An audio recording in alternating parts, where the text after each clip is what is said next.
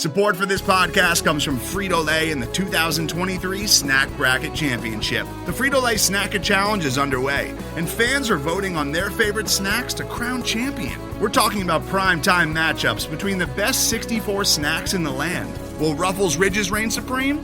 Can Doritos defend their dynasty? Or will Smart Food use their smarts for a surprise upset? Only you can decide. Get in on all the action for a chance to win up to $1,000 or a year's worth of snacks. Let your snacks be heard. Just go to fritolaysnacket.sbnation.com to vote and enter for a chance to win. No purchase necessary. Sweepstakes ends April 3rd, 2023. Void where prohibited. Year's worth of snacks awarded in the form of 52 coupons, each good for one bag of chips. See official rules at fritolaysnacket.sbnation.com.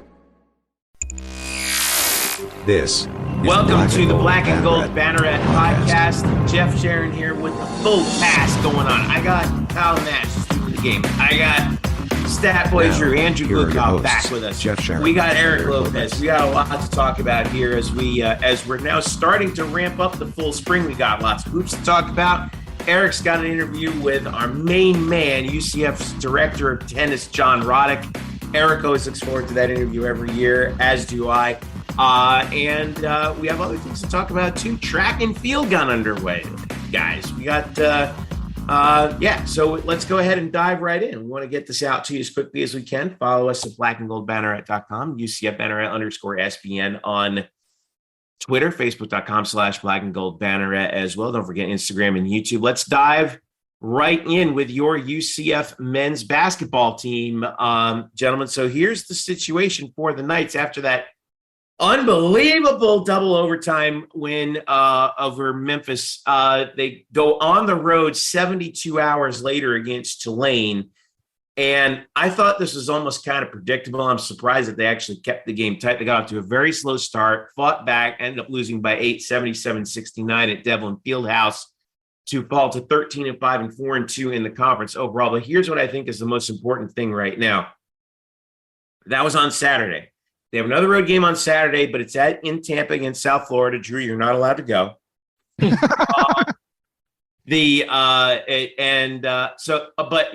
Again, bus trip, so you're not jumping on a plane, and you have a week off between that and that game, so a chance to get a little healthy, to recharge the batteries a tad. So I feel like they hadn't fully recharged after Memphis. And then after that, this coming Wednesday, number one Houston comes into town. And Elo, let me begin with you. Am I kind of off base here with, because that was a short rotation against Memphis and guys getting dragged off the floor. And, and I thought, like, against Tulane, it was like, man, it's amazing they kept it that close. Well, yeah, no, I mean, we kind of foreshadowed this last week on the podcast. After that Memphis game, we knew energy could be a factor. And of course, they dug themselves a hole. They're shorthanded as it is. Brandon Suggs gets 2 quick fouls, and that's the problem. People talk about, well, we have next man stand up. Well, that's great, except the next man up, if he has 2 fouls, then who? Not a whole lot of next men. Right. They go to PJ Edwards. He struggled. I thought Jalen Young had his worst game of the season, which, hey, he's a human being. They had to go to CJ Kelly, and they dug themselves a hole against the Tulane team that is one of the few teams in college basketball that brought back everybody from last year, which is rare in today's game. So, and Jalen Forbes, their star player, is a great player. So they jumped on UCF. Ty Freeman, I thought, was fantastic, led the comeback, got within 3. Yeah. But again, it just career high 22 for him in that game. And he's going to have to be he's going to have to be a key factor moving forward, because I just have questions about their front court. They got beat at the free throw line. They didn't hit threes. A lot of their 3 misses were short, which tells you the legs weren't were not 100%. Kind of like you and me, Jeff, right now. We're battling less than 100% in this game. That's why Kyle and Drew's going to carry us. But it was what it was. But Tulane's a pretty good team. People are flipping out about losing to Tulane. That is not a catastrophic loss. This weekend, though, that's a must-win. Avoid losing. That would be my advice. But I think the Tulane game pretty much was what we thought. Well, Tulane, 12-6, 5-2 in the conference, tied for second with Cincinnati and Temple right now. UCF's a half game back at 4-2. You mentioned the must win coming up. That's South Florida. They're 1-5 in the conference right now. and 8-11 overall, and they're struggling as usual. Kyle, what did you think? I mean, I no DJ again, right? And I'm curious, like, what do you see as Johnny Dawkins's play here? Because Michael Durr's out too. We don't know when he's going to be back, although they do expect him to be back. But it feels like that's still more like a 3 to 6 week thing, whereas DJ's injury is kind of a little bit more opaque. So do you expect him to see? Do you expect to see him against South Florida? Or do you think maybe he hangs on to him until UCF plays Houston? So, I think in DJ's case, it's a bit more tricky because Jalen Young, and let's pretend for a minute that Elo's right, that this is his worst game. And I'm not saying you're wrong, Elo. By the way, as a side note, if we're talking about worst games, after coming up big like he did against Memphis, Ithiel Horton had a really tough outing. And this is that Tasmanian devil aspect that I'm talking about, where he whirls around the court with great speed. And sometimes he's going to be a force, and sometimes he's just going to run into the rock and, get the stars circling around his head. And that's not a knock. He's a great player, but this is that streaky element with him that we've come to observe. But going back to DJ, Jeff, because Jalen Young overall has had a great season, full stop, surprising season, running this offense with DJ out of the wings, I think you're more likely to see Darius Johnson be, how you say, floated or kept out or more, what's his word? Flexible in being brought back in. Where Michael Durr as the 7-footer on the squad, they're going to need him sooner than later, I think. So he's going to be a much more essential piece to the puzzle. Hey, Drew, let me get your take on things right now. When you look at where UCF is in the standings, right now currently in 5th place, but it's still early, half game out of a 3-way tie for second. Houston, by the way, is first at 6-0, 18-1. And, Houston, again, number 1 in the net. UCF is the second highest team in the net from the American, but they are at 44th. They've dropped out of the 30s. They're now approaching that bubble. 42, actually, 42. As of this morning. Okay, you're right. Yeah, 42. So they got a 2-spot boost here. But thank you, Eric. But that's still bubble territory right now. Memphis is at 45. Where do you see this going right now? Because, there's not a whole lot of opportunities left in the schedule to really bump that net. And that Houston game just got sort of a violent shove into important, considering that, right now, the only teams that are going to help UCF's net out are Memphis and Houston. Well, when you first look at the standings, you talk about being 5th, but the truth is they're only half game back on a multitude of teams. So, I mean, there's still a lot of play there, and it's not a big difference. You look at the net, and the net's going to skew every day. It's going to move up. It's going to move down. And they don't even have to play it. It's still going to move. But you're right. They only have 2 teams that are in the top 50 left. And there's Memphis and there's Houston. Obviously, Houston number 1. If they could somehow steal that game at home and play out of their freaking minds, that'll go a long way. Here's the truth. UCF was never going to be anything better than a bubble team. UCF has largely redefined itself. Last year was kind of a mishmash of players. This year it was players with more defined roles, maybe not as much potential star power, but a better cohesive team. And as you can see, teamwork can override overall star power. You were about to say can make the dream work, weren't you? No, actually, no, I wasn't. I don't believe you for 1 second. Anyway, carry on.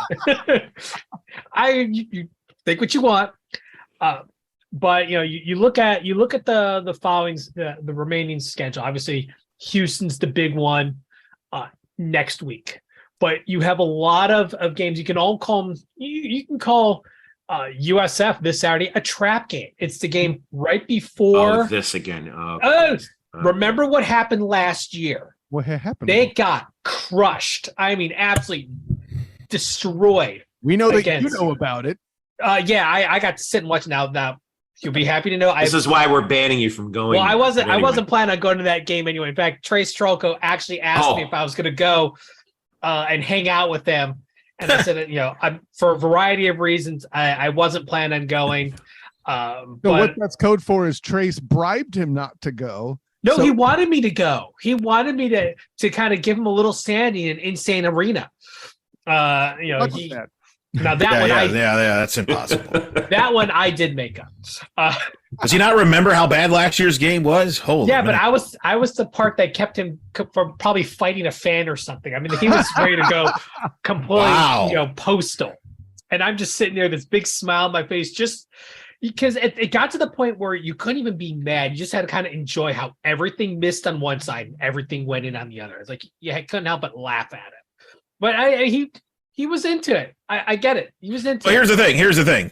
That game cost last year's team about 15, 20 spots in the net. Yeah, and basically torpedoed their postseason chances. Well, they're going to torpedo it anyway. That last year, they just that team just did not. Right. That was the beginning. There was you could probably say they had a pretty good outside shot at an NIT, and I think the season probably plays out a little bit differently if they win that game. Yeah. But that's the point. They've got to win this game. It's not because you're going to get a benefit of the resume. It's because this could torpedo your net. Like this, they're 172 South Florida in the net, and historically UCF hasn't played well in that building for whatever the reason. Played well in that building. I know you brought it up earlier about whether should Darius play or not. Look, if he's ready to go, he needs to play this game, because if you lose this game, now you're on a 2-game losing streak with potentially the number 1 ranked team in the country coming to your place the following Wednesday. So they're not the worst team that UCF's going to see the remainder of the year. They played Tulsa twice. And Tulsa they play ECU too. But yeah, you mentioned Tulsa. Tulsa 296 in the net. Boy, are we not setting that one up for? I mean, again, freaking Tulsa. I wasn't going to say nothing, but yeah, we cannot ignore the fact that that this is a disaster waiting to happen. Now, the good news is the first matchup on February 11th is going to be at home. It's the space game. UCF tends to do well in these space games. That tends to play towards it. But the third last game of the year on the road at Tulsa, don't bet on that game. Do not bet on that game. That's a very problematic place on the schedule there too. And listen, why I sympathize with Elo's observation of Darius needs to play now. Again, I don't think that's the weakness here of the team, even with him out. Granted, I'd always love to have Darius Johnson in. He's a fantastic player and he's fun to talk to afterwards, whether win or lose. But the punchline is this: where this lineup is most flexible right now is between the 2 point guards. I have a thought on that. Go ahead, if he's kind of borderline, 80%, you just want to, put him in case of emergency break glass situation. Yeah. Warm him up, dress him up, put him in the back of the bench. Again, you cannot lose this game. So you can't mess around. If he can play, he plays. And here's where I disagree with you, Kyle. By having Darius available, it allows you to play Kelly more at the 2 guard. So if Ethiel Horton is having an off night like he did against Tulane, you have other options to go there. But if you don't have Darius available, and look, let me paraphrase. I want him healthy. I don't want him playing at injured. Right. So I don't want to make it sound. Right. But if he's close, like, I'm not one of those that's like, oh, he's healthy, but let's save him for Houston. No. You got to play. Right. You got to play him. If he's healthy, you're saying if he's healthy, he goes. Because this team needs bodies. They need bodies. And Darius knows how to run the offense. And it just gives you more flexibility that you need desperately on your team. Otherwise, you're kind of hamstrung. You're betting on guys to not having off nights because the front court is a mess. Johnny Dawkins on his radio show even mentioned that he's probably going to play more the freshman Tierno inside. As opposed to try to stretch out the court a little bit. So I think the staff's trying to figure out still what to do with the loss of Durr, who might not be back till at some point in February, they hope. And obviously the CJ Walker injury out for the year. I think they're trying to figure out what the lineup works best. And it might depend on the opponent. They're suddenly forced to play small. And here's the thing. I'm looking back through the schedule. I love the site that you sent me, Eric, bracketologists.com. Encourage everybody to check it out. You got a quad 1 win against Oklahoma State. You got the 2-point loss in a quad 2 game against Miami. That one hurts. Quad 1 loss to Mizzou. Oh man, they could have really used that one, except for that freaking buzzer beater at the end. That was nuts. Here's, at least as of right now, you have 2 quad 1 games left. Houston at home, and then at Memphis. You have 1 quad 2 game left, and that's at Cincinnati on February 4th. All right. The rest are all quad 3s, and you actually finish with 4 of your last 7 are quad 4 games. The 2 against Tulsa, 1 against ECU, and then the home game against South Florida as it stands right now. By the way, they are not getting any help whatsoever from Florida State. Thank you very much. He's now dropped down to 2. Yeah, I mean, Leonard's having he's having his worst year. They're having the worst year. That's a quad 4 win. Now, the good news is nothing for you, basically. The 1 year, right. That you need to win, right? The 1 year. With full strength, that may not have been the win. That's the part we got to remember. That front court at FSU was decimated. They've been decimated all year. That's why they've had this bad year. Yeah, but you're not expecting FSU to come rolling in at 207 in the net, right? No, you're right. No, you're but right. they left games on the court. Miami and Missouri, they left those on the court. Right. Yeah. I mean, Missouri was a lucky banker, like near half court. Robert Horry looks at that and says, that was some lucky bleep. Okay. But you know what? They should have won that game, and they didn't. It doesn't matter if it was lucky or not. They didn't. And they. Well, here's what I don't know if they should have won. I don't know if they should have, but I will say they did. That's one that could haunt them, to your point. Those 2 games particularly can haunt you, could keep you from NCAA to NIT. By the way, it's the NIT websites. I only bring this up because Jeffrey's on the show. One of the NIT projected mock projections has UCF as a 1 seed, hosting Syracuse. Uh-oh. Yes. Oh. All of a sudden, Jeff wants us the tournament. All of a sudden. Now I'm paying attention. He's like, I want them to fail and fail gloriously. Can you imagine Jim Boeheim at City Financial Arena and Jeff Culp announcing it, and now the head coach at Syracuse, Jim Boeheim. The head coach of the Orange is Jim Boeheim. I can see the tear of joy rolling down his face. Hey, let me tell you something. He's gonna go fanboy on it. We all know it. Wait. Okay, you've indulged me. Now I'm gonna continue to indulge. Please. Okay. Could you imagine if UCF plays Syracuse in the NIT in Addition Financial Arena and beats Syracuse? That could be Jim Boeheim's final game. Ooh, look at this guy. Now, he's already got the storyline built. Here's the thing you were talking about, Eric. You were talking about on one of the on the resourcenexus.com, they have bracketology. Not only is UCF a number 1 seed, but they're the number 1 seed. So they have them currently as number 1 overall. The number 1 overall in the NIT at this juncture, which basically means you're the top of the losing bracket. Y'all talking about websites. See, I'm over here at menswarehouse.com trying to find Jeff an orange tie for that game. But by the way, I don't need one. Thank you very much. Last time a coach or some sort of affiliated person wore the wrong colored tie, they ended up leaving mid-game. I am not wearing an orange tie to that game or an orange shirt. Have it in his backpack for after the game. Now, I'm wearing my UCF socks. I'm wearing my usual. I might wear my gold Syracuse ensemble boxer shorts. No. By the way, all this is to point out. This is an example. I might have a couple of alumni lapel pins. Oh, jeez. All right, we're not going to get into that each, whole on either side. I would say ban him for if he brings anything of Syracuse related. Ban him.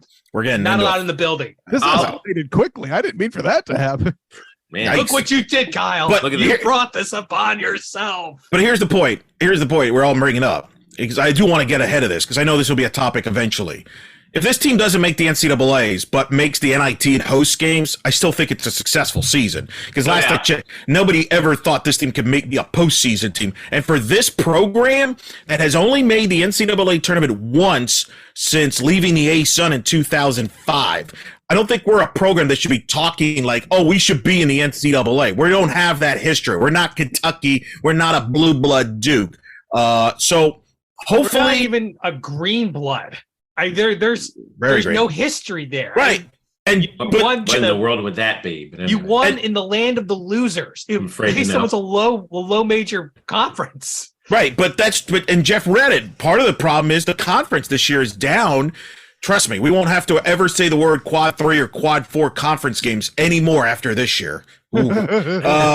So next year. So look, South Florida, they have to win this game to keep their postseason up, be in the mix for the postseason. I just want to say postseason. I don't want to say NCAA because if you say NCAA exclusively, then people are going to be disappointed. I don't think that's right. I think postseason's to go, and then obviously could potentially have the biggest home game, regular season game ever next Wednesday, where you would have for the first time ever the number 1 ranked team in the country come into your place. So you want to win this South Florida game and carry that momentum to Houston, what I think will be the largest crowd maybe we've had in a couple of years, maybe since 2019. Hopefully they can market it properly. Wow. Now I think Trace was more annoyed last year just sitting with Drew more than the basketball game. I mean, that's clear now. I'm going to defend Trace. The number 1 team in the country does not need to be marketed. Right. Okay. This is Houston. This is number 1. I think, Eric, you're 100% right. You got to handle South Florida Saturday at noon. That game will be on ESPNU, by the way. By the way, the Houston game is set for ESPN Plus. Wow. Coaches versus Cancer Night. I'm remember, it's all done prior to the season. That all those setups is prior to the year. And UCF I'm still surprised was not an attractive. Going into the season, we just talked about it. They've had no real postseason hopes in a number of years.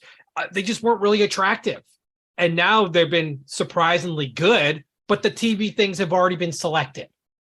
They can't flex that, Eric. They don't. They flex later in the year with the bracket busters. They don't do it this early. The problem is too, the game's on a Wednesday night. As you know, ESPN carries NBA on Wednesday night. Yeah. Plus, they have Australian Open tennis coverage this week and next week, so that fills up a lot of slots. I think if this game was forgot about that. We'll get more about Australian Open later. Look at his face. We have John Roddick. We have John Roddick on the show later on, ladies and gentlemen. Talk some tennis. But no, I think if this game was a Thursday or Tuesday, it probably would get it would have gotten a linear slot. But Drew's right. We're not a blue blood. This is not a marquee game as far as nationally is concerned. Now, and I think people are, nobody knew if UCF would be good or not. So I understand that. Well, let's look at the schedule on TV. You have college on ESPN2, South Carolina at Florida. Florida's been a major disappointment. And then you have West Virginia at Texas Tech on ESPNU. And it's Big 12, which means it's pretty good. That's the other thing. Yeah. By the way, next year, Jeffrey, you won't have to worry about it because we'll be on linear a few more times. Well, I just, look, I understand UCF world, right? But we have the game at South Florida on ESPNU. Okay. The Houston game, ESPN Plus. The following game for UCF at home against Temple is on ESPNU. On a weekend, though. Saturday, there's more slots. I get it. And plus, it's just the way it worked out. You're right. It's hilarious how it works. Number 1 team in the country. I mean, that's more reason for people to go to the game. Fair point. We'll be there. Well, Drew won't be. First things first. Handle. Yeah. No. USF. Handle USF. All right. I want to flip over to the women's side real quick as they finally got off the schneid in conference play, beating Wichita State 59-56 on Sunday. 2 days later against Tulane, though, on Tuesday, they fall by 14, 64-50. They go to South Florida on Sunday at 2 p.m. on ESPNU in a game that is going to be a tough one. Let's just be upfront about that right now. And Kyle, the way the standings at least are working out right now, I mean, we know that this team is having a hard time in conference. They're 1-4 in the league, even though they're 10-7 overall.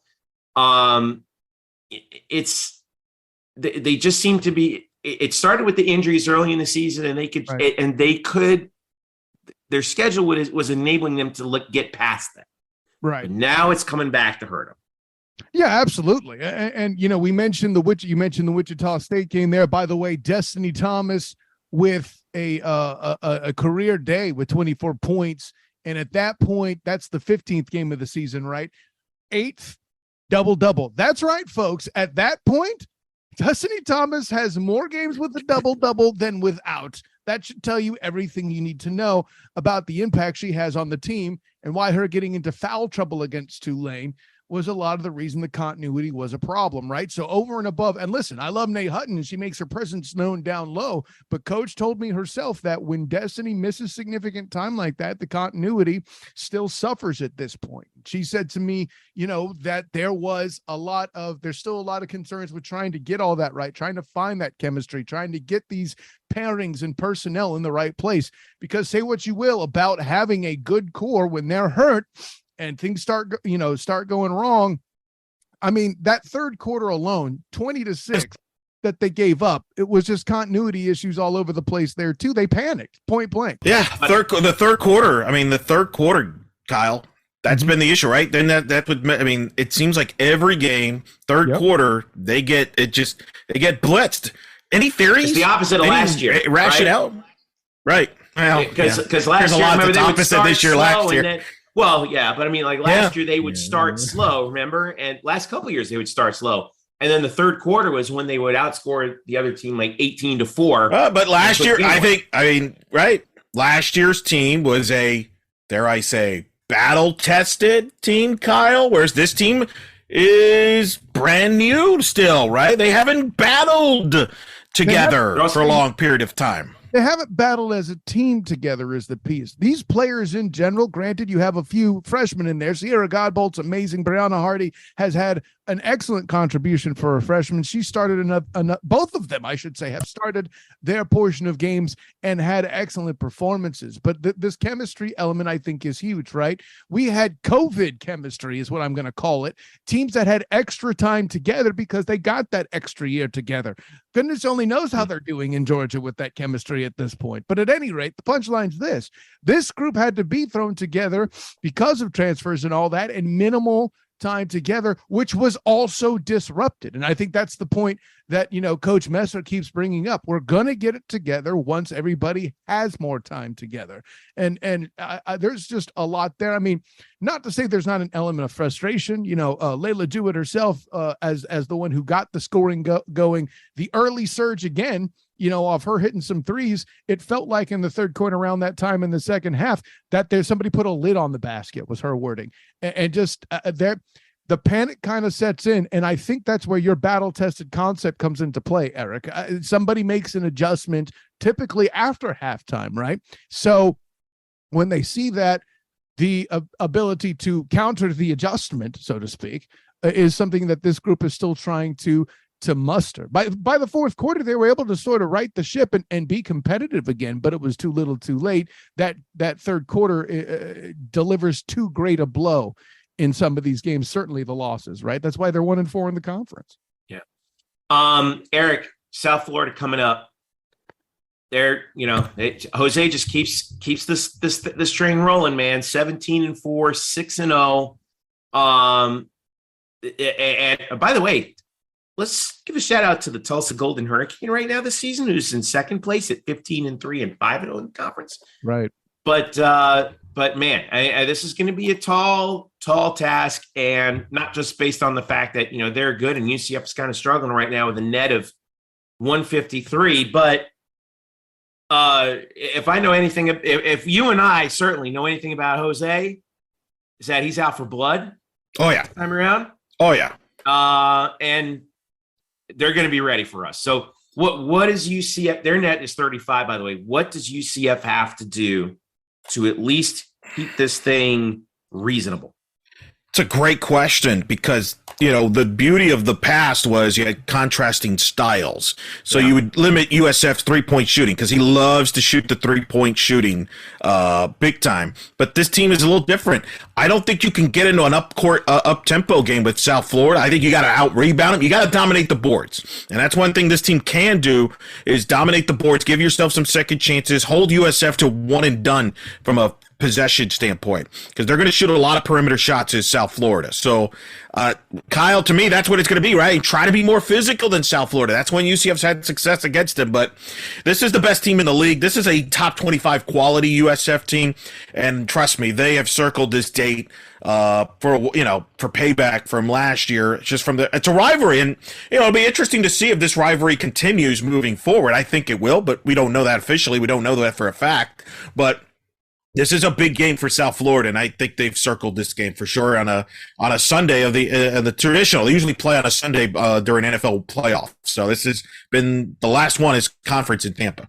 So that's the thing about UCF that they have going for them is they are deceptively physical. If you look at the way they chuck it from the cheap seats from beyond the arc in a lot of games, you would think that they're not that disciplined as far as being down low. But Destiny Thomas is amazing. We already know that. But Nay Hutton and what she does, listen, the juxtaposition to Charles Barkley is based in some reality. She will mess around and do some battle there down low. It's going to be interesting to see. I'm not here to tell you it's Mascaba and Brittany Smith, but it's one could argue that Nay Hutton is more physical than Brittany in that mind, right? Try that Horace Grant and Dennis Rodman comparison if you want an old school NBA head's point of view on it. So from that particular standpoint, I'm not worried about the physicality in the front court. I'm worried about the guard play. I'm worried about them making fewer mistakes because we know the guard play, the backcourt for USF, they get in there on defense too. And listen, to UCF's credit, Rachel Ranke will mess around and grab some boards. Maya Burns will do her share, just like she did. Listen, maybe UCF lost the game to Tulane, but Maya Burns had stats all over the sheets, recording blocks, steals, rebounds, second best rebounder in the game from the guard position, over and above leading the team in scoring with Destiny Thomas limited by foul trouble. So they can be that kind of versatility. The physicality, honestly, isn't where I'm worried. It's controlling the backcourt of USF where I think they're going to struggle. And it makes sense. That's where most of their injury holes are right now, right? Well, USF has the best in the league, and I will defer to Jeff on the pronunciation. He is a professional public address announcer, and I will defer to him on PA and anyway. So, but they got three great players, as Jose likes to go international. But you're right, USF strong backcourt, averages nearly 7 threes a game, shooting 36% from the 3-point line. Keep that in mind. And they've got a bruiser inside that averages 12 boards a game, which again I'll defer to Jeff on his professionalism on pronouncing their names. Well, are you talking about Elena Tsinecki? That's the point guard. Yeah. And then let's see, and then Dulce Fanka Mengiadu. There you go. That's the bruiser. Yep, yeah, Mengiadu was a force last year too. I definitely remember him raising her own cane, so to speak, and her and Moskama battling was a sight to see. Her and Destiny would tie up. I mean, listen, her versus Destiny. Give me my popcorn. All right, there you go. Yeah, I mean the truth is, it's USF and a bunch of also rans. This is not a good conference this year. This is a one big. This is a one. How you really feel, Drew? Look at Drew throwing away the Tulsa Golden Hurricane. You mean the 80th ranked in the net Tulsa Golden Hurricane? Woo! Hey, Captain Buzzkill, I'm trying to hype up the game that you're banned from, all right? Let's keep expectations in place. We knew that UCF was going to have growing pains, adjusting, basically starting almost completely from scratch. And you're seeing that not much in the depth. They got through a relatively easy out-of-conference schedule. And as we know, conference schedules, man, you go through the rigors of that. It's tough. You're guys, the people get beat up and things happen. You get cold, and we saw what happened with the lack of depth against Tulane, where there was just no one else to really bring in to kind of hit the reset button.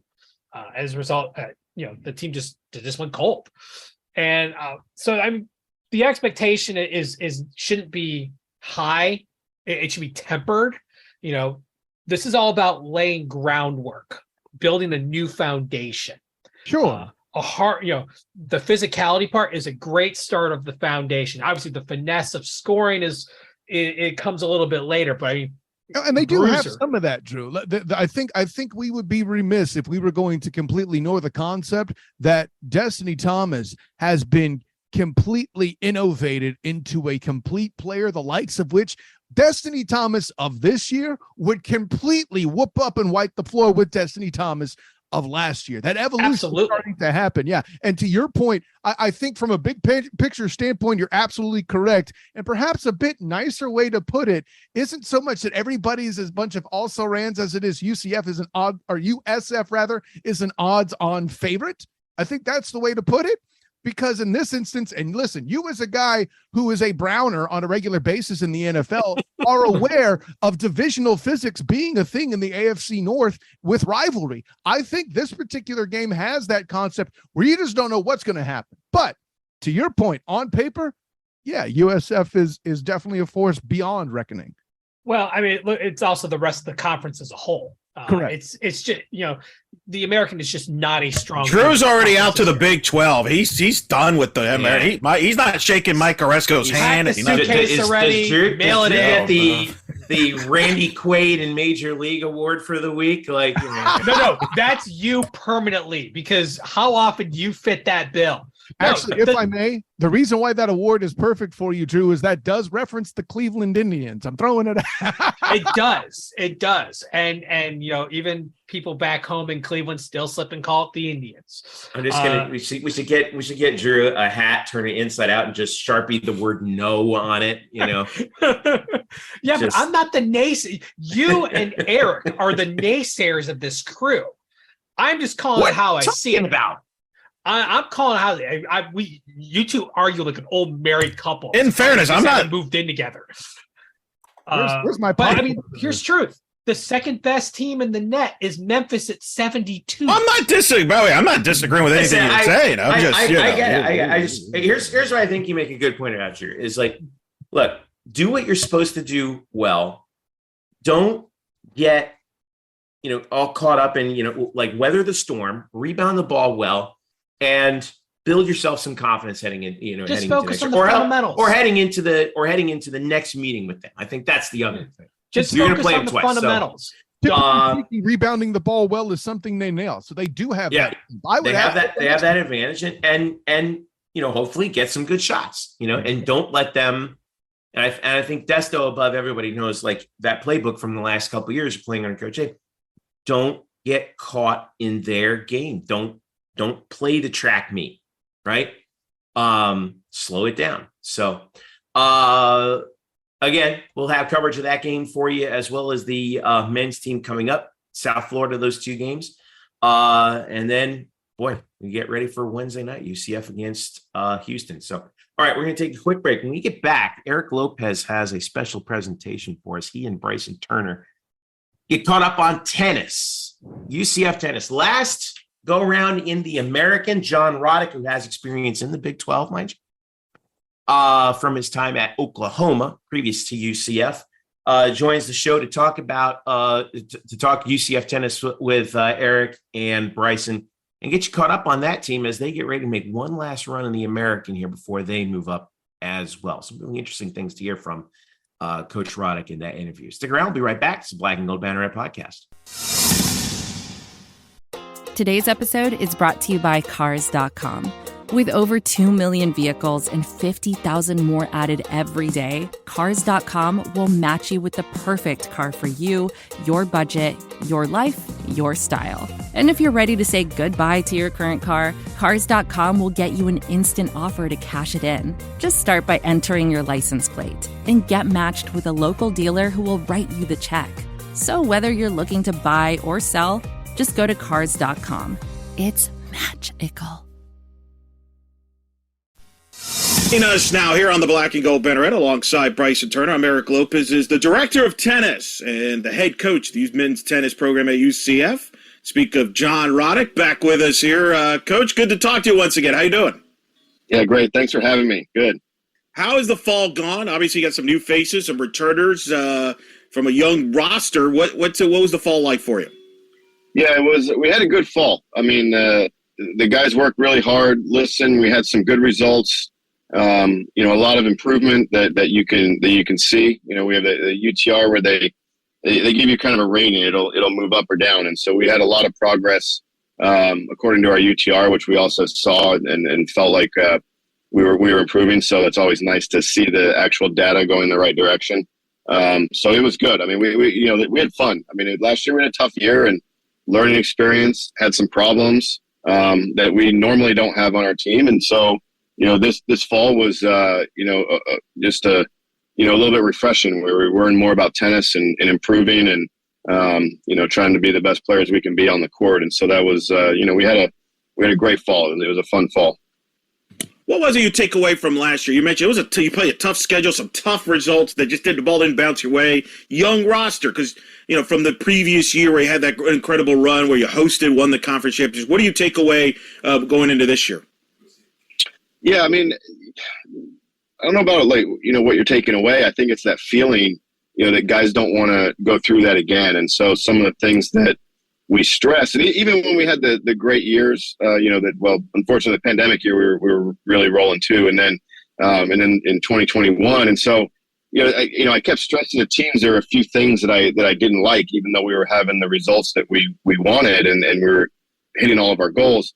And I think as, with a little bit of a drop in talent level with the camps turning pro, and some other guys not playing last year, that those kind of things start showing up. So, I think there was a little bit of a learning process and understanding that, coaches just aren't on you just to be on you, that the things we're talking about actually, at some point will likely matter. And I think that's what we learned last year.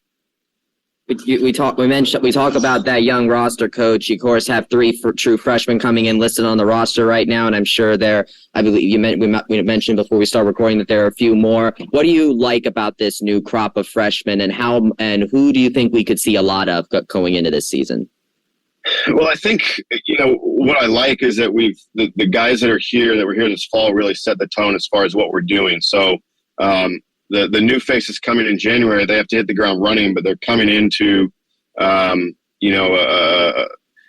practice arena where guys are doing the right things, and like I stressed before, we went the right way. Whether those guys that improved are going to make the lineup or not, we have a lot of decisions to make over the next 2 weeks, and that's how fast we have to make them. I like, we have Yassine Delimi coming in, and he looks like he's one of the best recruits in the country overall coming in. Probably one of the top 5 recruits that I know of coming in. So, I expect him to make a huge impact. We're waiting on some eligibility things with one of them, just to see, if he's going to play this year, if he's going to have to sit out. So we still have some question marks, but I think we're going the right direction. I think the new guys are going to feel that. And if they come in and just blend in with what we're doing, then, we have a chance to have a really good year. You bring back Quinn Snyder and Cooper White, they're still listed as underclassmen. What improvement have you seen from them over the course of this fall, and what kind of improvements do you think we could see out of them this time around? Yeah, Quinn was one that I was alluding to with the team improving. He had a huge jump with his UTR from August till now. He started winning a lot more matches, and I think that's you learn to win by winning. I'm not a huge believer in you learn to win by losing. You can learn something from a loss, but winning's a habit. And Quinn started to win 2 out of 3, 3 out of 4 matches. And in tennis, that's kind of the goal when you really start making progress as far as understanding how to work your way through matches. Because it's we don't have a clock. You have to finish the match, and they're going to make adjustments until the very end. And you have to be able to finish the match. And if somebody makes an adjustment late in the second or third set, you have to be able to do something to still get to the finish line. And Quinn's, I think, took a big step in learning that this fall. So, and Cooper played the best tournament that he had, since he's been at UCF at regionals. He won his first round and then ended up losing to a player that ended up in the semifinals or the finals. I can't remember. And he had a match point in that match, actually. So his level was the highest that I had seen really since his time here. So both of them have a chance to be solid contributors, whether it's singles or doubles, but they're definitely trending in the right direction for us. You mentioned, obviously, win-losses. That's the ultimate, deciding factor when you've seen a player, develop and learn. But there are other, things you could see signs of a player turning the corner. I remember in the past when we've talked about Gabe DeCamps, for example, and when you saw him turn that corner and turn out to be a top 10 player and arguably the greatest singles tennis player in the history of UCF. As a coach, when you see young players early on, what are some of the things you look at, either at practice or things that you see signs of that you're looking for? Yeah, I mean, there's all different ways, and every player is different, whether it's mental. For DeCamps, you could always see the baseline game was going to be there. The two things he had to really work on that were harder was his serve and then his mental game. He could let, like the bench at Kroon, the type of player that I just described with bench at Kroon would drive Gabe crazy. And, he started doing a better job of relaxing, letting those matches be long, letting the points be long, because they're just, they're making it that way. And so, it's like slowing down a football game or something like that when, the other team's keeping the offense off the field. It's just one of those slow games. And, that's what drove him nuts. He didn't like to play slow. He wanted to play fast and play big and, rip from the baseline and the points sometimes be a little shorter. But he had the ability to play long points as well. And so once he relaxed and realized that was okay, that's when you start seeing him, turn the corner and not press. And so that was, we knew the whole time that Gabe was going to be one of the best players in the country. We're just trying to hope and make sure that it's earlier rather than not right at the very end. And then he turns pro or we lose him to eligibility. He runs out his eligibility clock. So, for us, he started really coming around his sophomore year and, was one of the best players for 2.5, 3 years in the nation. So that was, and that's what we want to see. I think Delimi has another, he's another player that is going to be in that same mold as Gabe. He can play with all the best players in the country right now. And, we need to make sure that, the mental side of it is addressed early, because that's going to be the biggest challenge for a lot of these guys that are trying to play at that level. It's very, very taxing upstairs to play at that level. I know Gabe is going to try to play professionally and everything. Fans have asked me, like, how is he doing? What's the status? And what can you tell us about how Gabe's doing? And what do you tell players that want to go pro, that want to play in that professional level? You've been there. You've been in that life. Yeah. You know what it takes at the highest level. What's the advice you usually give the young players that want to go pro? Yeah, it's number one, a lot of people want to do it when they're not ready, and you can't live in this false reality. If you're the number 50 junior in the world, you're not close. Maybe the number 1 or 2 or 3 guys, maybe they're close. I mean, maybe, and they're not always close. It depends on the year. So you really have to be realistic, because in our game, unfortunately, you don't really make money until you're top 150 or so, and so. That's the hard part. And so if it was a different sport, say it's football or, baseball, use an example. If you're top 1,900 players in the world, you're going to be on a major league roster or an NFL team, and you're going to be making money. Our sport doesn't operate that way.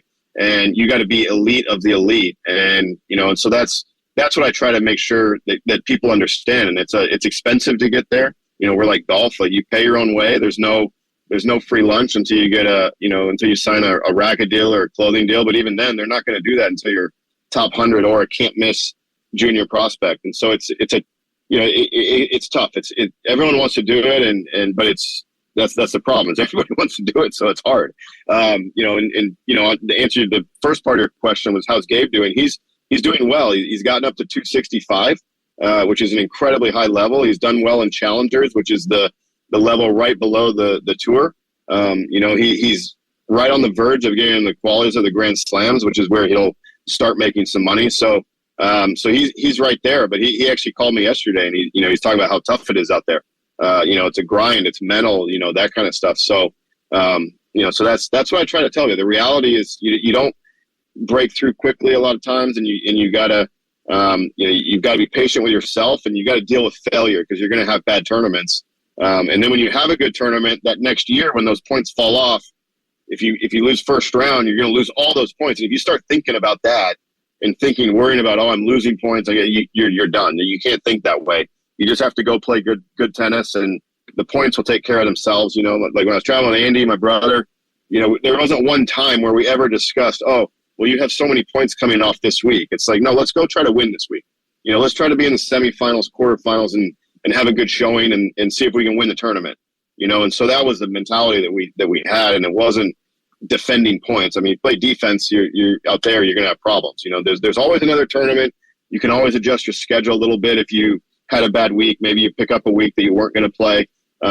So it's just you balance it and figure it out. But that's the reality of the tours. You have to be, the elite of the elite to make a living. And that's what I try to make sure players understand. And that's why I think college is so important, because, you can be a great player in our sport and never, make really any money playing it. And so I try to really impress upon the players and the kids, like when they come in, to not just get a degree that maybe doesn't serve them well, to try to do something useful with the degree. So that way, when they decide that they want to stop, they can, hop into the business world or get into coaching or whatever they want to do, but just make sure they've, taken the proper steps, because they're here, so you may as well put that little extra bit of effort and time into, getting something that's going to help you later on.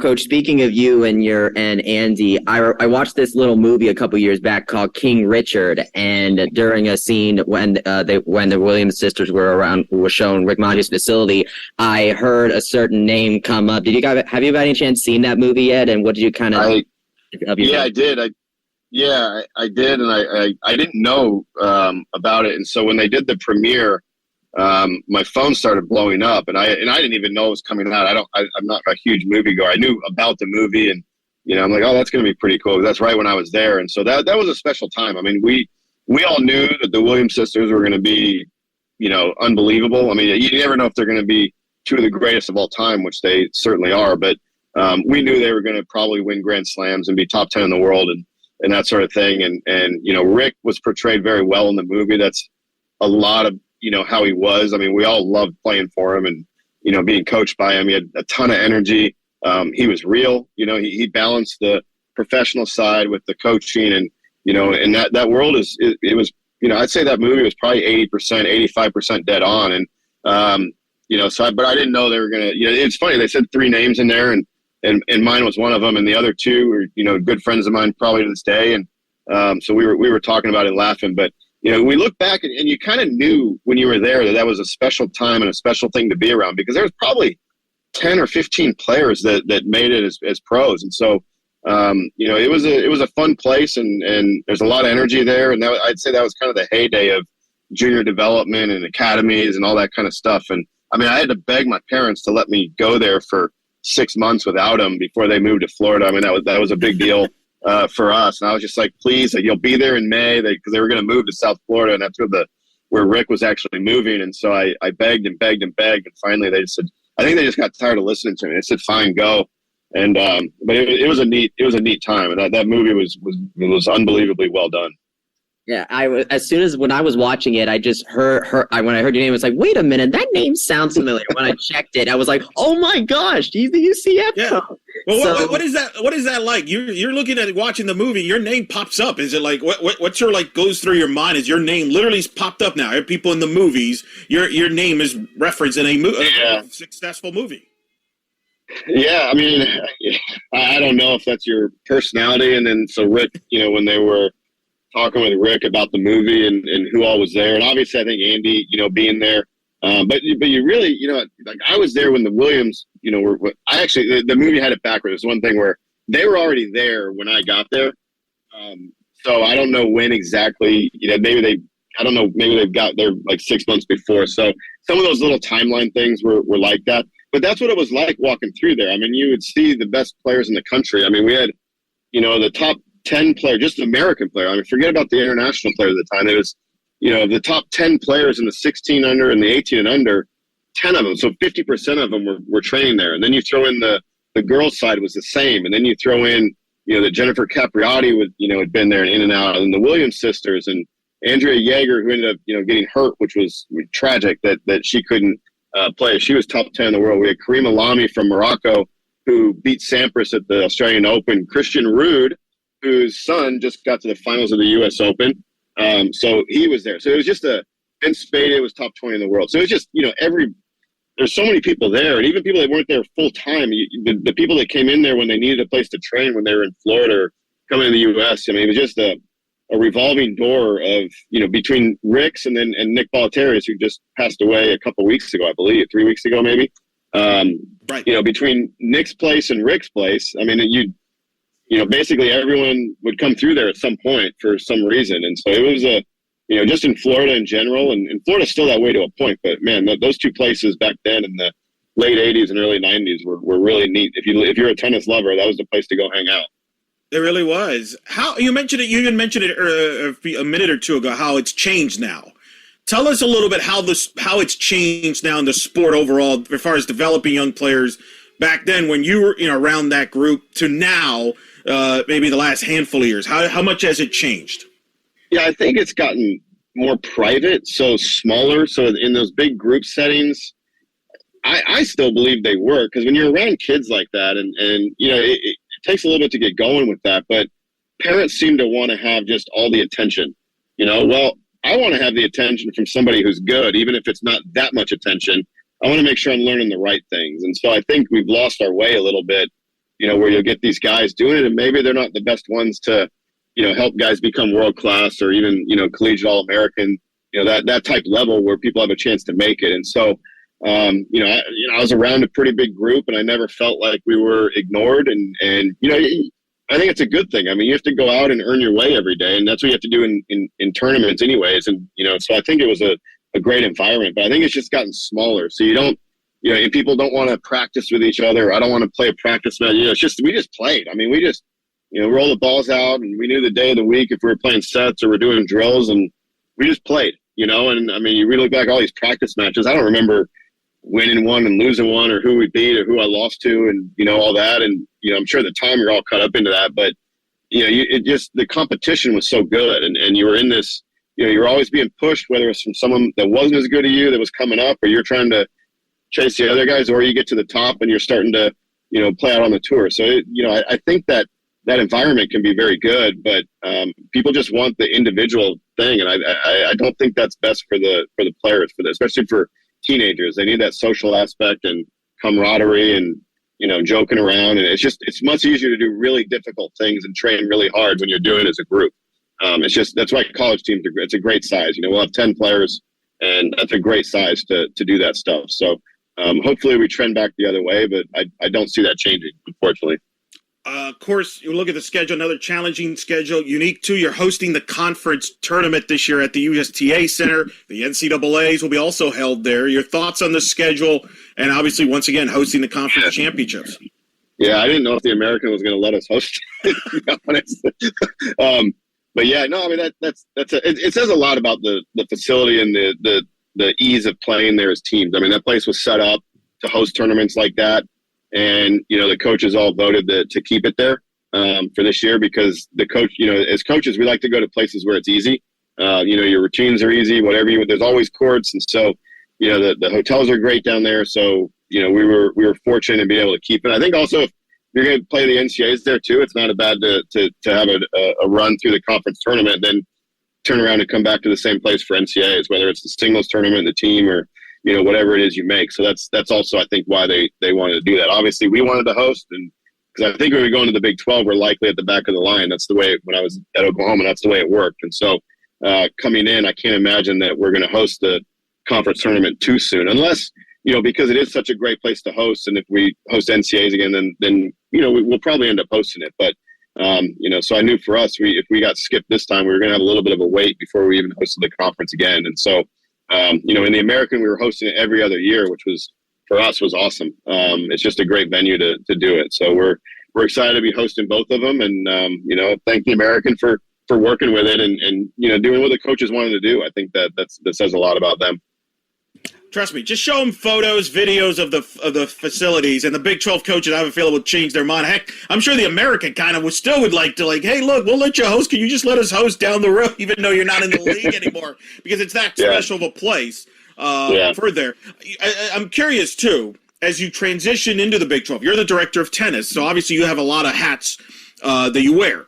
How is that process going from not only from the men's tennis side, but obviously you work with Brian on the women's side? Just that he joked, we've talked to him, he joked that you're going to give him all the dinner reservations of all the Big 12 places, since that league inside out. But take us through that process of from a tennis program standpoint in the transition process. Yeah, from a tennis or really any sport, I think just the level is going to be higher. I mean, if you're, I knew when I went into Oklahoma that if we were going to win the conference, we would have to be competing for national championships too. And that's what we were able to do. And so I understand the level that we're going into. for us on the men's side, TCU and Baylor, perennial top 5, top 10 teams. UT has been there. OU, has been there, dropped off maybe a little bit, but with us coming in, I think, we can keep that league in the same spot from a tennis standpoint. Oklahoma State is gonna be really good in the next few years. They took some lumps last year with being young, but to win that conference, and it's not going to change. I mean, you see TCU in the national championship of football. To win the conference, you need to be, you basically need to be top 10 in the country. I don't know in tennis a team ever outside the top 10 has won the conference. I would highly doubt it. So that's just the benchmark, and that's why we want to go into the conference in the first place.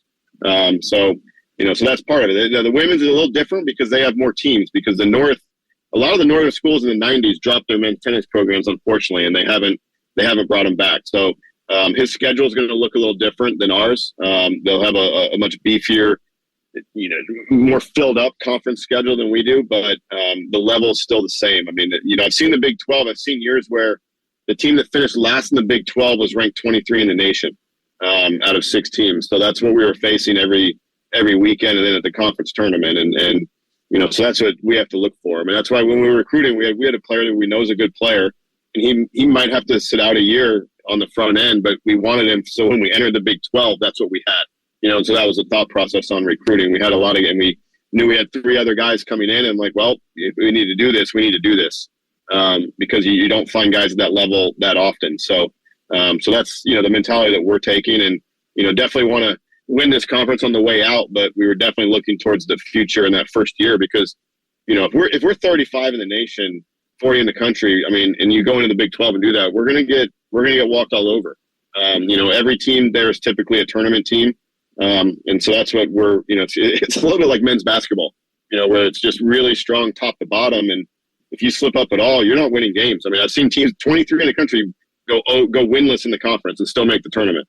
That's how tough it is. And I know that sounds so weird when you say it out loud that teams do that, but that's the way it is, No, and so so we know that. And so that's what we got to get ready for. And that's exciting. I mean, we're going to attract that level of recruit too when you're playing that way. And we're in Florida, which I think recruiting in the Big 12, that has to help us and help our cause a little bit. Well, it's true. I mean, the Big 12 basketball is a great example you brought up. I mean, every night, there's no nights off. I mean, it's quality, high level, and it's the same in tennis. So it's a great comparison you made there. The biggest thing you want your team to get out of this season? Well, I think, going into the Big 12, I want to just create that winning habit again. We had that going, and then we stumbled last year. And so just getting that habit of winning and expecting to win, not getting too excited if you beat a team that's 30 in the country. That's a good win. That's a very good win. I'm not discounting it at all. I mean, sometimes we've been at that ranking, but we want to expect that and have that be, just kind of business-like. And you go out and take care of business and win that match and go on to the next one. That's not what we should be getting excited about. That's what we are supposed to be doing. So that's the mentality we want to develop as we move through this year. And I think going back to your first question about the fall, I think we moved into that mentality. Now we just have to go out and finish those matches and with a W. And so that's the idea. I think it's a really good test. And I think that's what we want to build. It's just, a certain level of expectation. Like, this is where we're going to be. And then at the end of the season is that you get in the later rounds of either the conference tournament or the NCAA, let's try to win something now. And so, that's what we want to do. Well, we're going to be excited before the season's here. I mean, at all levels, Australian Open's going to get underway. Your college season, the spring gets underway, Coach. Always exciting to see your program. Thanks so much for taking the time. I know it's a super busy time, but we always enjoy having you on when we can, and we look forward to seeing you out there at the USTA Center. Of course, guys. Thanks for having me. I appreciate it. Enjoy coming on. All right, welcome back to the Black and Gold Banneret Podcast. Jeff Sharon, Andrew Glukov, Eric Lopez, Kyle Nash with you. Real quick, while we wrap up here, Eric, your UCF softball team is just getting all kinds of numbers put next to their names here. 15th in the D1 softball preseason top 25. Yep. Picked first in the American in the preseason poll. Obviously, I know this is considered justified, certainly. Can they live up to those expectations as we begin? It's a great question. I mean, obviously coming off the historic year last year, the bar super for the pro. I going to get a lot of football treatment. And what I mean by that football treatment is, remember 2017, UCF goes undefeated. What's happened since? The expectations for football skyrocketed. I think it's the same way with softball now. And we'll get into this more as we get closer to the softball season. The bar is super high with softball. And I am curious. I think from a position standpoint, no doubt. They have Jada Cody, who's ranked among the best players in the country. Offensively, they're stacked. They have 2 top 25 recruiting classes. They've added to this roster. The big question is pitching. They're young. They're talented, but young, not experienced.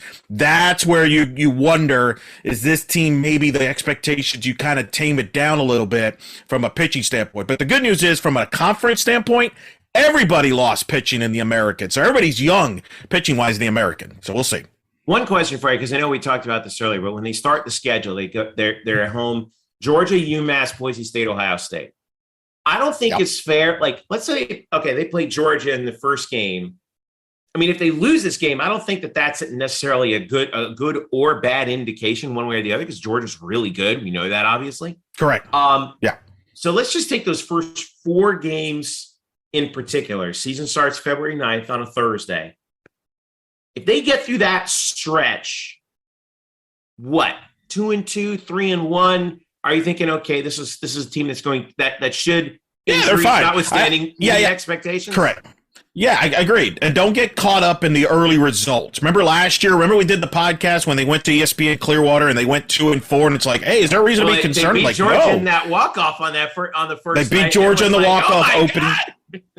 Right. So I think we got to be patient with this team. You got to think big picture later in the year. The big thing is, how does the pitching sort itself out? That's what you're looking for.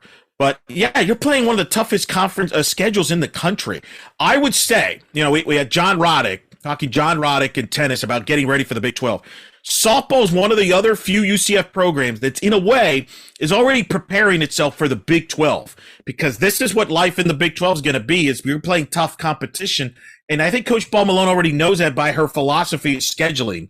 They're going to be ready for the Big 12 from that standpoint. So it's going to be a fun team.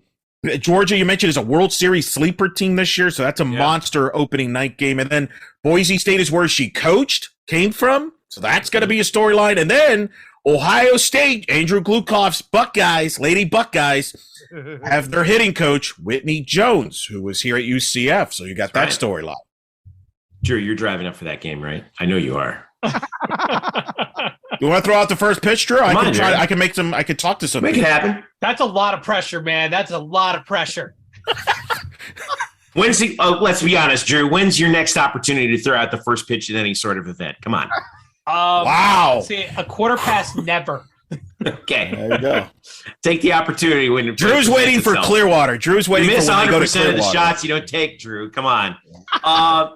There's the guy who is stuck with the duality of Syracuse and UCF. Oh, wow! I rolled the dice on my grad school application 15 years ago, and I came up 6s. So I'll take it anytime you want. All right, track and field. It's Renaya Jones and a Sarah Collins season already. They opened up the Jimmy Carnes Invitational in Gainesville.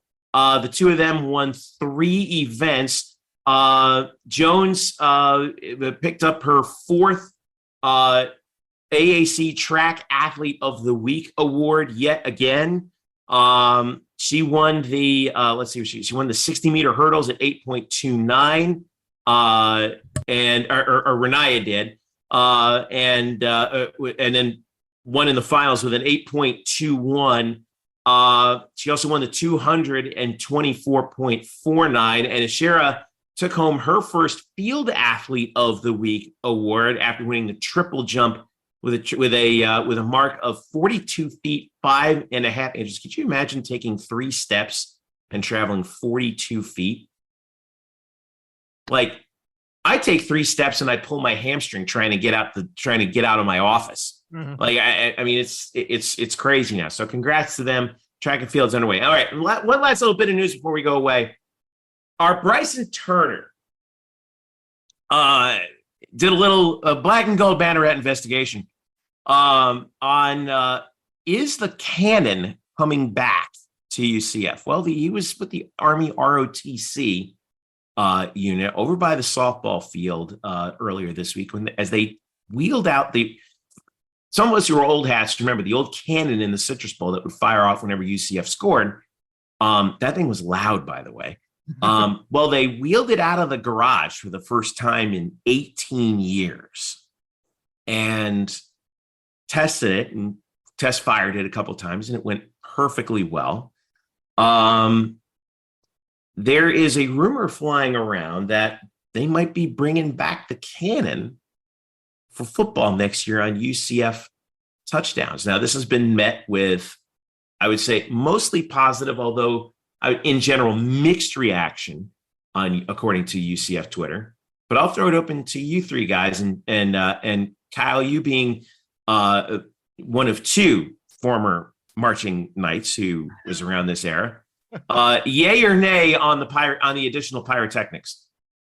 Listen, I'm cool with bringing the cannon back, but I'm not going to lie. Every time that beast went off on the field, that no matter how used to it you got, I still jumped. That thing, yeah. We knew it was coming in the Citrus Bowl, and it still like rattled the windows. I mean, in the press box up there, that thing was. Whew. Sorry, Susan. Drew, all the more reason for it to go through. Screw Susan. Eric, you seem to be the vanguard of tradition. Where are you on this? I remember that thing being loud, man. It freaked me out. Now, that was no joke, man. In fairness, that was at the Citrus Bowl, and let's just say it wasn't a packed house. So that probably contributed to that as well. So whereas kind of echo around up there is what you're saying. There you go. Whereas here at the Bounce House, I would like to think that will not be an issue. So maybe it won't be as loud. Blast those students. I could go either way. I like the blast from the past there a little bit, but I also know that I got spooked and freaked out. Now you like that? See, that Kyle picked up on that. I saw what you did there. Yeah. Thank you, sir. But I also kind of I kind of freak out too. Like, I don't know. Are people going to freak out if they hear a big shot? Like, what's going on? That's my only concern. Listen, we're probably going to have if this does come to pass, I would imagine that they would have your friendly neighborhood public address announcer make an announcement. Who's that? The thing just beware after UCF scores, you may have beware the cannon. It's kind of loud. Beware the cannon. Beware the boom. Beware the Jabberwock, my son. Well, that's the bigger question, Jeffrey. Does this mean you have to come up with some liners to present it? Boom! Is there going to get some boomer? Listen, we are the capital of boom. All right, there's no doubt. By the way, with Colton Boomer, I mean that's yes. That's just a hard yes right there. I mean, boom, right? It's boom. You're walking to a place called the Bounce House, and now you're going to get freaked out by a loud noise. I mean, I will say this: it's a multi-sensory experience. What do you? I will say there is going to be a lot of pressure on whoever's in charge of launching that, because you don't want to do that prematurely either.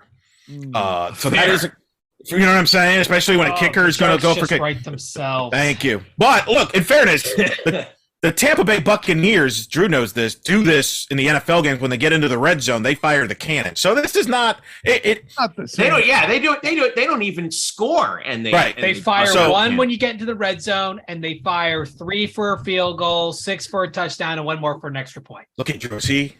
Would know. See, all right, UCF, go call Drew Glukov. He'll guide you to this. This could work. I'm excited now. Now that Drew's presented this, I'm all in. Let's do it. I think in addition to touchdowns, like every time that we get a recruit commitment, to coincide with Coach Malzahn's boom tweet, they need to just fire that cannon off the top of the building. Does that mean we have to leave Bryson out there all day and just monitor if there's a boom? Cannon? We would just need to watch for Susan's complaints on the police band. We'll be fine. Wow. Did she finally move away and rid ourselves of her nimbiness? Just keep an eye on the Next Door app for the latest on UCF's boomage. All right. Hey, Huge thanks to John Roddick for coming on the show today. Really appreciate him previewing UCF tennis. Eric, good job by you. Yeah, me and Bryson. Check out Bryson's previews of men's and women's tennis. It's on the YouTube channel. We also have an interview with Brian Kanyeko on the YouTube channel. Tennis season's underway. Dana Boone interview that Bryson did with track and field, which Jeff mentioned earlier. So we are the only place, folks, where we will break down every UCF sport. We'll get you ready in season. Softball will get going. Baseball's going to get going. We cover it all here at the UCF. This is why this is the place to go as a UCF fan. Did you just say, here comes the boon, Eric? I did. Here comes the boon. There you go. Very good, Kyle. Very good. All right. Get used to it, Drew. Get used to it. I know. He's got having me two guys. I can't believe I'm in on the. I can't believe I'm in on the dad joke with Kyle on this one. You have no right. You have dropped some stinkers in your own day there, Browner. Okay, take it easy. Hey, just because the team I grew up with is known for laying stinky turds on the field does not mean. All right, Jeff. Good way to end the show there, All Jeffrey. Right, on that note, thank you to Andrew Glukov, Statboy Drew on Twitter, Kyle Nash, the SO Teaching on Twitter for the student of the game. Thanks to It's Bryson Turner on Twitter as well. Eric Lopez Elo, Jeff _Sharon, UCF Banneret _SBN. We are also on Facebook, Instagram, and YouTube. Make sure you subscribe to us there.